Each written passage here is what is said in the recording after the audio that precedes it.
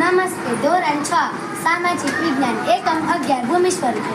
ભૂમિ સ્વરૂપોના 3 પ્રકાર છે: પર્વત, ઉચ્ચ પ્રદેશ અને મેદાન. આ ઉપરાંત મહાસાગરોમાં જે ભૂમિ ભાગ છે તેને જુદા જુદા નામથી આપણે ઓળખીએ છીએ. તે પ્રવૃત્તિ દ્વારા સમજીએ. મહાસાગરમાં જળભાગનો આસીન ભાગ એટલે ઉપસાગર. ભારતમાં બંગાળના ઉપસાગર તેનું શ્રેષ્ઠ જ્યારે કોઈ જળ વિસ્તાર 3 બાજુથી ઘેરાયેલો હોય તેને અખાત કહે છે. તેના શ્રેષ્ઠ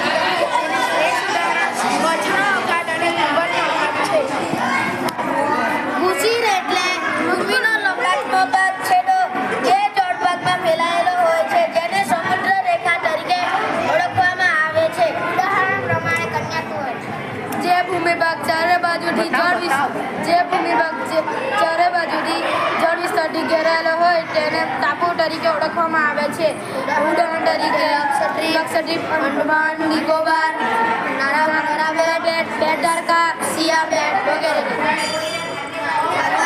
નાળા વચ્ચે આવેલું નીચેના ભાગને ગિરી કહેવામાં આવે છે. કાશ્મીરથી બને છે.